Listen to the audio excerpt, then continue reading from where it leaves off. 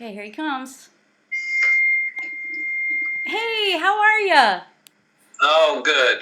Good. Hopefully there's no feedback or anything this Yeah, time for some. I think we're doing well. So, oh, hello, Mr. Zimmerman.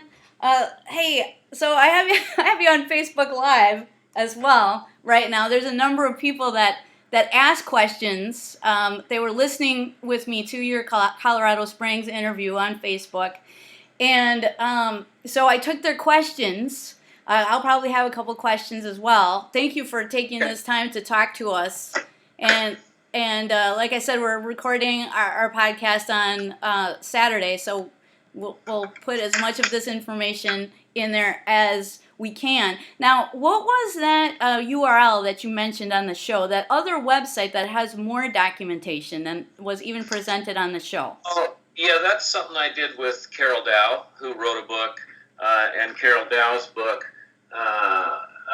I can find a copy of it somewhere. Carol's book was The Lost Flight of Amelia Earhart. Okay. And Carol put together a bunch of stuff. I didn't actually do that. That was Carol. I gave her some of my video that I took, and Carol put that together. Okay. That DVD. And would you recommend that website, though? Yeah, that's AmeliaEarhartMovie.com. Okay, AmeliaEarhartMovie.com, okay? Yeah, that's Carol Dow. And Carol wrote a book, based on historical evidence. And Carol added a little bit to it, to make it a little bit of a story, a pizzazzy story. And it's not as much hardcore research as somebody like Fred Garner did. That's one of the reasons I teamed up with Les Kinney. When I broke the news of what I had found after my first and second expeditions to the Marshall Islands, I had everybody in the Amelia Earhart world calling me, just everybody. Mm-hmm. And so what I did was I basically went on an interview string and interviewed all these guys. Several of them flew in from out of town. Mike Harris was here. Rich Martini was here. Mike Campbell. I talked at length with Mike Campbell. And then there was one man that just head and shoulders rose above everybody else. A brilliant man. And that's Les Kinney, a retired federal agent himself. And he's basically been researching Amelia Earhart for the better part of the last 30 years. And he's been on it full time for the last 15 years. And he came up with that photograph in the National Archives. Right. Can we talk about that photo a little bit? I know you talked about it in the interview, and I don't want to talk too much about that because I think the enormity of the evidence besides that really supports your hypothesis, and everybody's really focusing on the picture. But it seems like something weird is going on, that people are only looking at that picture. The only thing weird about that photograph is that some Japanese blogger came up with that same photograph in a scrapbook. Right. And it's a loosely held together scrapbook, held together by string, and there's other photographs in there that are not, that are post 1935. Some of the dates in there are on photographs. They're from 1935. That's not in question, but our photograph is not stamped 1935. That dock that they're sitting on in that photograph did not exist in 1935. And I've got a letter from Robert Reimers that says that. He was the one that delivered material to that. Right. Yeah. So, and it's really taking precedence, which is a shame because, my point is you had so much other evidence that was so compelling. That's right. And now the only thing anybody wants to fight about now is the picture, which is really dumb. Because who cares what Everybody wants their 5 minutes of fame. Right. Who cares about a stupid picture? What about all the other documentation? What about all the eyewitness reports? That's what I'm saying. So, but it is important. Media wants to just prolong this, this and make it a scandal because it sells newspapers. So, right. And we're just trying to set the record straight now. So we're working on that right now.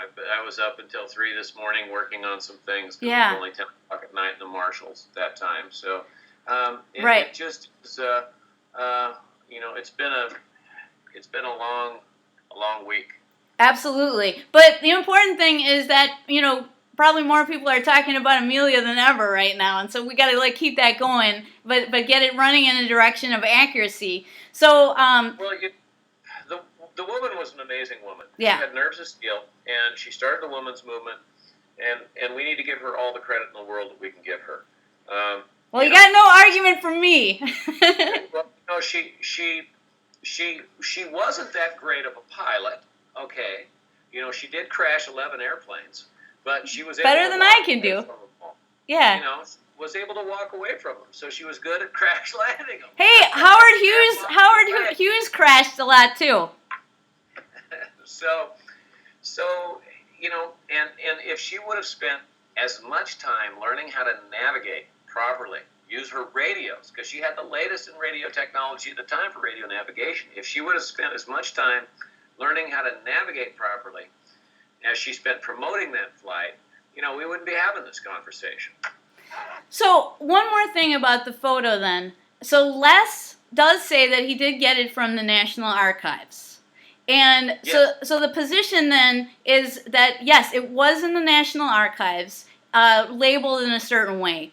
But then it was also maybe in this travel log as well. But, as far as dating it, we can't date it with that 1935 date. That's inaccurate. Yeah, the date is inaccurate. Right. And and you said that the dock itself was not built until 1936. And That's right. and so where did you get that information about 1936? That came from several old people that I know that lived there. Yeah, so Alders. And so what we're trying to do is document that. And the one document that I do have right now, which you can find online, Okay. Is an interview that was done by Bill Primack. Bill Primack was the head of the Amelia Earhart Society. And Mr. Primack's newsletter in May of 1997. And you can find this online. Okay. In the interview, Reimer says, Imidja, that's Jabberjaw, was a very secret place, and even my local people had little access to this area. I was one of the few Marshallese allowed in because I delivered construction materials regularly. The Jabber docks were built in 1936, and the seaplane ramps and docks for the naval base at Midaj were started about the same time. My shipping records were all taken by the Japanese when the Great War started, but I'm sure of the dates I just mentioned. And then he goes on. But that's specifically relating to that. Mm-hmm. And he escaped and got away with his two oldest children at that time. And if he just escaped being beheaded by the Japanese because he was trying to feed his own family, and there was some food that was supposed to go to the Japanese troops that he took to feed his family. Right. There was a lot of stuff that went on like that in Guam as well. I have some relations in Guam. So questions regarding this. Regarding her capture by the Japanese, has the Japanese government or anyone connected with the Japanese government ever commented or made any statement regarding this? They're going to look pretty bad, and they don't want this. This is one of the reasons we believe this Japanese blogger's coming out. No. This is all hogwash, because it's going to really give them a black eye. It's going to give all the people that love FDR a black eye. FDR at the time probably made a pretty good decision. You got to remember, this is 1937. Tensions are high between Japan and the United States. FDR was supporting his base crowd, which was 75% of the population that were isolationists. They didn't want anything to do with another world war. They came out of World War I, and memories were still pretty vivid. So FDR was supporting that base, trying to keep us out of the war. And at that particular time in 1937, Japan's Navy was quite a bit larger than ours. If things could have happened that the American public would have found out that the Japanese were holding America's sweetheart, ticker tape parades, New York, right. I might be speaking Japanese today. And then one other thing to talk about was in 1940, FDR had an election coming up against Wilkie, and that could have turned the table on him. So it's politics as usual. Absolutely. But the Japanese have never made any statements regarding this, to your knowledge? They've been asked multiple times. Fred Garner had one interview on the radio. He went to Japan to try and find that out. And while he was on hold, the captain of the Koshu Maru called in, and they never connected.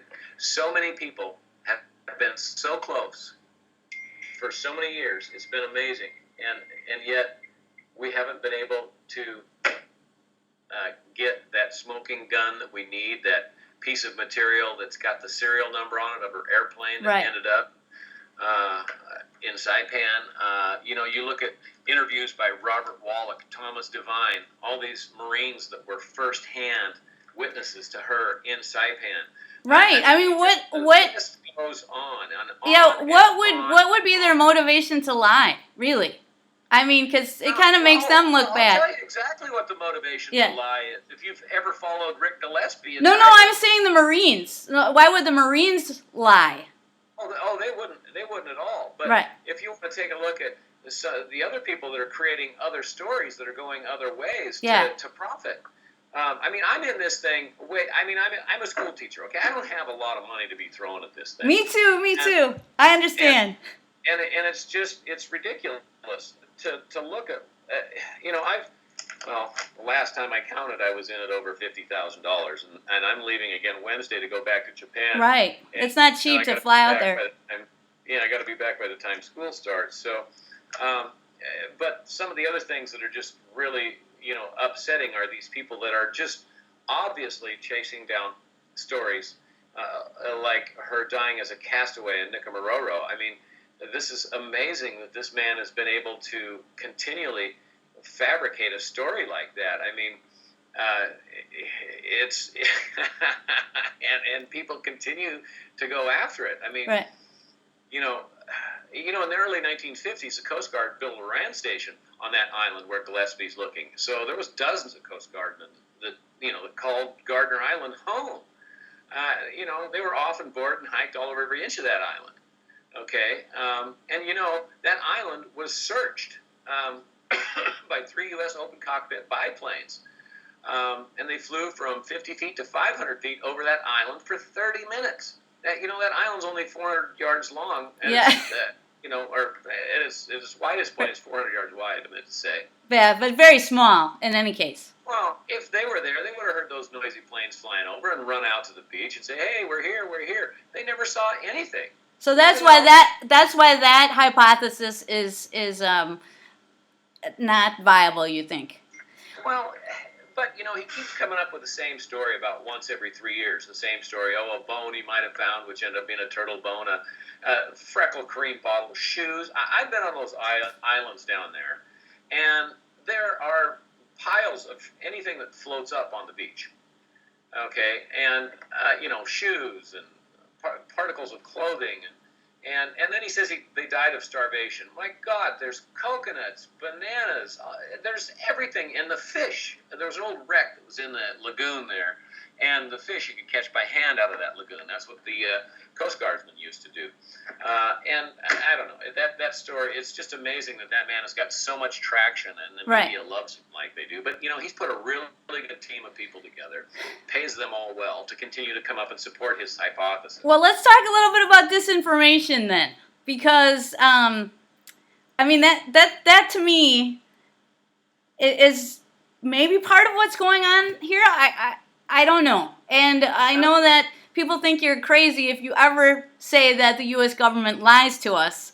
They're like, oh, you're a crazy person. But we know that governments lie. And we know there are cover-ups. And we know that disinformation is a thing. So could there be some kind of disinformation campaign going on? Maybe that's why that other researcher you mentioned is getting so much traction. What do you think? Well, it's been 80 years. Okay, we just passed the 80th anniversary of her disappearance. None of the first-hand people that could be held accountable for anything like this are alive today.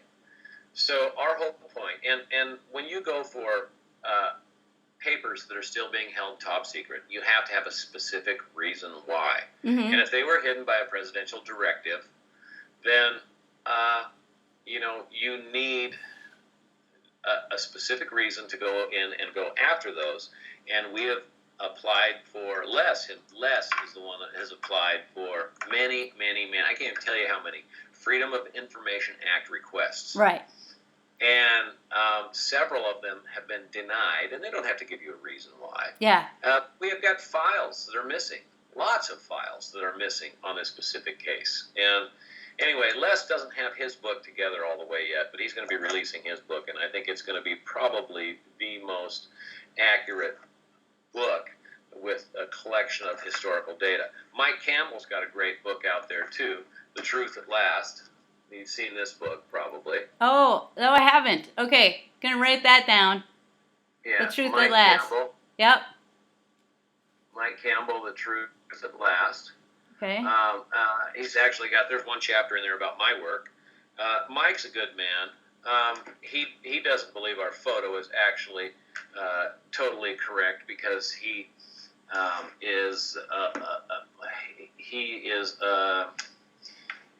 just doesn't believe in the media in any form telling any truth. And he's just, I haven't been able to really pin Mike down for why he doesn't think this is totally accurate. So, well, and again, it's just a photo. There's a lot of other evidence. The fact that everybody's panning everything else just because of a photo is just really dumb. Let's just say that. Because the enormity of the evidence really supports what you're saying. That's right. And Thomas Devine's book, which you've probably seen, which is this book, Eyewitness, okay. Thomas Devine. He is one of the, he was a good friend of Mike Campbell. And Mike has a collection of evidence of a lot of good writers. Mike isn't a pure researcher himself. He basically collects a lot of other information that the researchers have done and puts it down in a book. So it's, I don't know, there's so much compelling evidence that anybody that really researches Amelia Earhart. Now, I didn't research Amelia. I did nothing about her 5 years ago. The only reason I got into this at all is because I was traveling on business to the Marshall Islands. I sell aluminum boat kits besides teaching. And I was in the Marshall Islands, and this story was given to me. It was handed to me. I didn't go out looking for it. And so... And how did that happen? Who did you meet someone, or how did you get involved?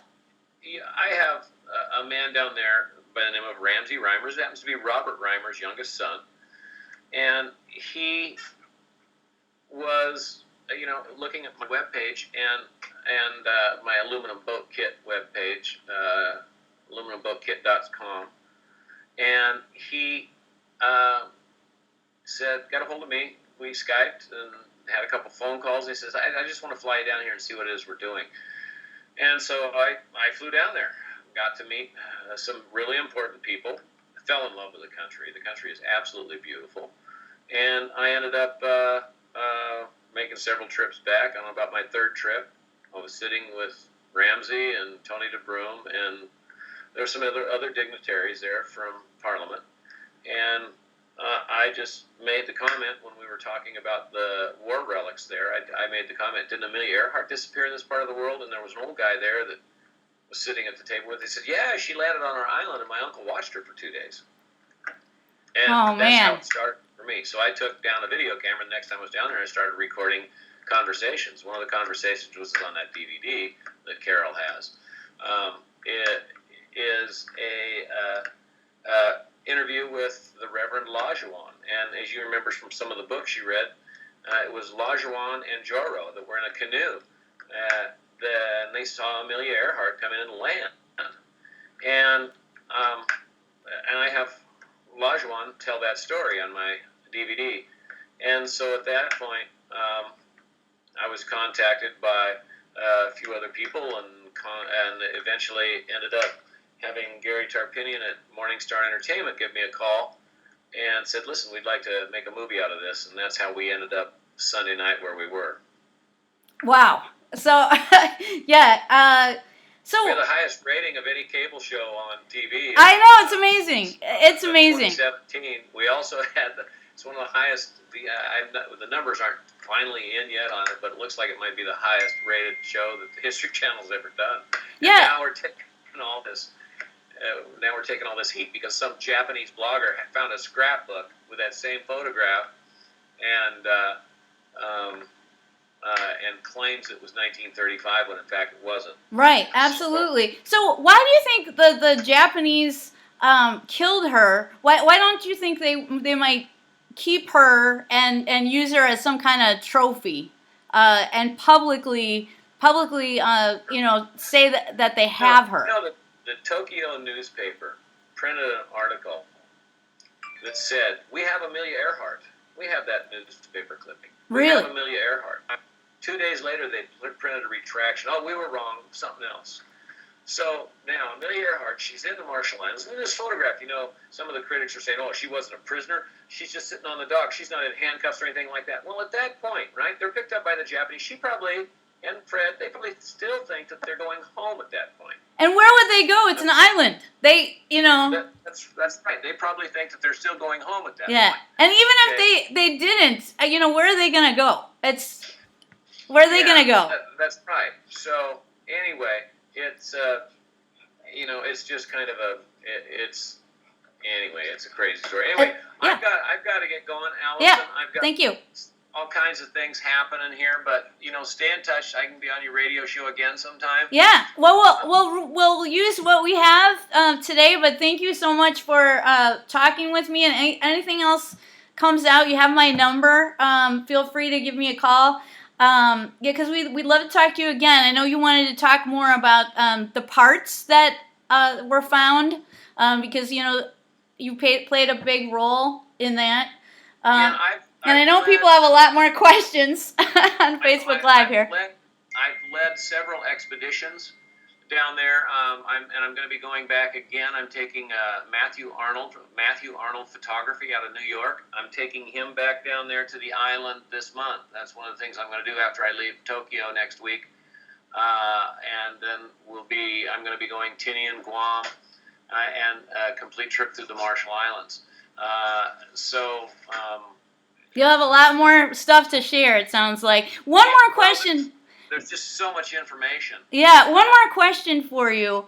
Yes. So related to this whole cover-up idea, so you think, I like what you said about, like, the Japanese. Of course, it's a Japanese blogger that comes forward, right?